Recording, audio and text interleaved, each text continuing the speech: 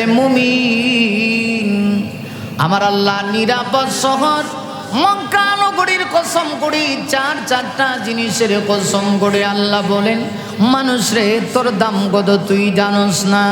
আল্লাহ বলেন, লাকাদ খলাকনাল ইনসানা ফি আহসানি তাকবীর।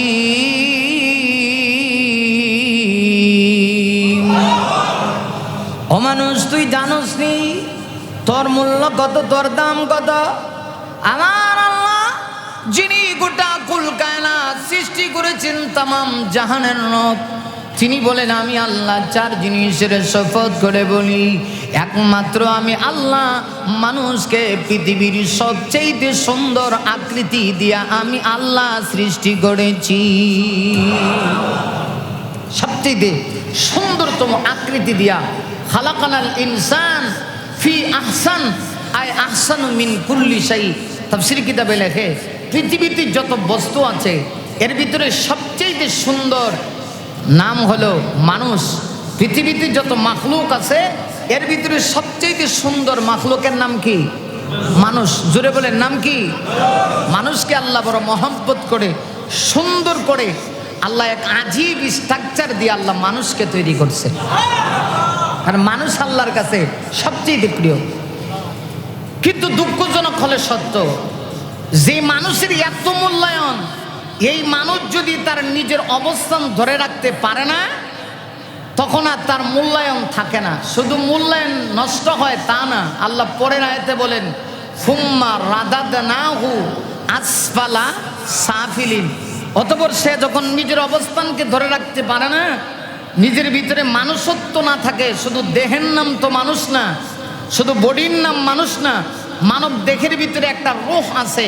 এই রূহটা যার পরিষ্কার না, আত্মাটা যার পরিষ্কার না, আল্লাহ বলেন সে মানবরূপী মানুষ হইতে পারে, কিন্তু আমার কোরআনের ভাষায় সে মানুষ না, বরং আল্লাহ বলেন সে এত নিচে যায় যে একটা পশু এত নিচে যাইতে পারে না। একটা কুকুরের দাম আছে, যখন মানুষের ভিতরে মানুষত্ব বোধ না থাকে, তখন কুকুরের চাইতেও, জানোয়ারের চাইতেও সে আরো নিকৃষ্ট হয়। ঠিক কিনা?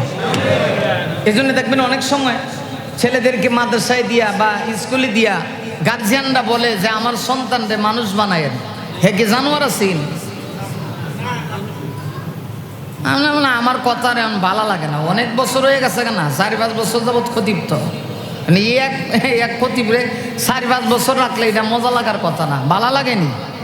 তে হা না কিছু একটা কম লাগবে তো, হা না কয় না আপনারা?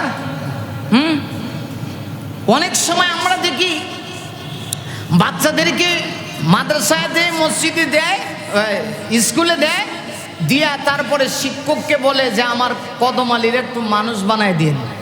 আমি আপনাদের কাছে জানতে চাই, হ্যাঁ কি মানুষ না? তার ঠ্যাং নাই, পা নাই, হাত নাই, নাক মুখ নাই, স্ট্রাকচার নাই, সব কিছু আছে, এরপরেও তারে মানুষ বানানোর কথা কেন বলে? এত জানোয়ার না?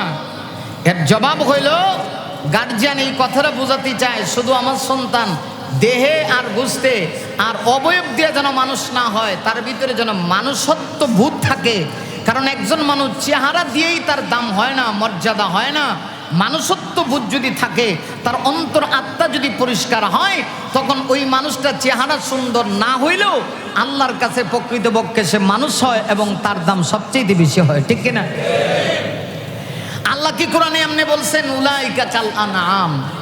আল্লাহ কোরআনে বলছেন যাদেরকে আমি বিবেক দিছি, বিবেক তো আল্লাহ গরু ছাগলকে দেয় নাই। গরু ছাগলের বিবেক আছে নাকি? কথা কি বুঝে শুনে কেন? গরু ছাগলের বিবেক আছে? হাসরের মাঠে আল্লাহ গরু ছাগলে জান্নাত জাহান্নাম দিবনি? মা কথা দিবেন না আপনারা? গরু ছাগলের জন্য জান্নাত জাহান্নাম আসেনি, এদের কোনো বিধান নাই। হ্যাঁ, একটা বিধান আছে। একটা ষাঁড় গরু যদি আর একটাতে সিং দিয়ে গুতা মারে, তাইলে হাসরের মাঠে আল্লাহ তারে জীবিত করে কইব, তুই তরে যে মারছিন, হ্যাঁ তরে যে মারছিল, এখন তুই তারে মারবি। তরে মারছে সিং দিয়ে এক গোতা, তুই মারবি তারে এক গোতা। এটা হলো তার বিচার শেষ। তার বিচার কি? শেষ। হে মারছে এক গোতা, আর হেরে উল্টা আরেক গোতা মারবো। যাকে মারছে আল্লাহ তারে জীবিত করে কইব, হেরে মার, শেষ। কিন্তু মানুষের বিচার আসার আসেনি?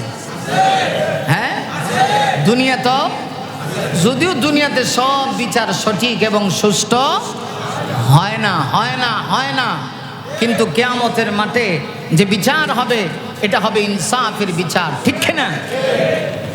আরে মুমিন, তাহলে বোঝা গেল হাসরের মাঠে গরু ছাগলের জন্য আমার আল্লাহ জান্নাত জাহান্নাম বানায় নাই রে মুমিন, ইমানদারের জন্য আমার আল্লাহ জান্নাত জাহান্নাম বানিয়েছে।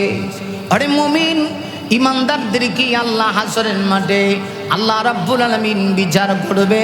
হাসরের মাঠে মানুষের বিচার হবে, গরু ছাগলের বিচার হবে না। কেন হবে না রে মুমিন? কারণ গরু ছাগলের কোনো বিবেক নাই, এই জন্যে বিচার নাই। মানুষের বিবেক আছে, এই জন্যে আল্লাহর কাছে বিচারও আছে।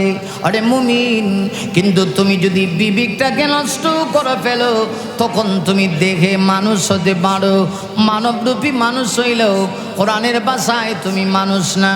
আল্লাহ বলেন উলাইকা কাল আনআম, ওই সমস্ত লোকেরা যেমন নাকি চতুষ্পদ জন্তু, চার পায়া জানোয়ার, একটা জানোয়ার আর তোমার ভিতরে কোনো পার্থক্য নাই না।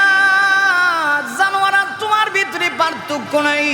জানোয়ার আর তোমার ভিতরে পার্থক্য চেহারা দিয়া না, বরং জানোয়ার আর তোমার ভিতরে পার্থক্য হবে মুমিন রে শুধুমাত্র তোমার অন্তরাত্মা দিয়া, মানব সত্তা দিয়া। অতএব চেহারা দিয়া মানুষ হওয়ার দাম নাই, প্রকৃত মানুষ হওয়া দরকার। প্রকৃত মানুষ যদি হইতে পারি আমরা হলাম পৃথিবীর মধ্যে শ্রেষ্ঠ। আর যদি মানবরূপী শুধু চেহারা আছে, প্রকৃত মানুষ না, তাহলে মানুষ হয়েও জানোয়ারের চাইতেও আল্লাহর কাছে আরো নিকৃষ্ট, ঠিক কিনা? আরে মুমিন, এই জন্য মানুষ হওয়া লাগবে, মানুষ হওয়া লাগবে। মানুষের দাম আল্লাহর কাছে বেশি। মানুষের জন্যই আল্লাহ রাব্বুল আলামিন বিচার আদালত রেখেছেন, মানুষের জন্য হিসাব নিকাশ। পুরা কোরআনে আল্লাহ রাব্বুল আলামিন মানব জাতির জন্যই বিধান দিয়েছে। আসুন আমি আপনাদের সামনে আজকের এই জুমাবারে সূরা তাওবার 113 নম্বর আয়াত, কত নম্বর আয়াত? 113 নং আয়াতের ভিতরে, 113 নং আয়াতের ভিতরে আল্লাহ রাব্বুল আলামিন বলছেন, মা কানা লিন নবিকি, আল্লাহ পাক বলছেন হে নবী আপনার জন্য এটা জায়েজ না, ঠিক না। কি জায়েজ না? খুব ভালো করে বুঝবেন। শুধুমাত্র নবীকে বলছেন তা না, আল্লাহ রাব্বুল আলামিন বলেন ওয়াল্লাযীনা আমানু, হে নবী আপনার জন্য এটা জায়েজ না, সমীচীন না, উচিত না।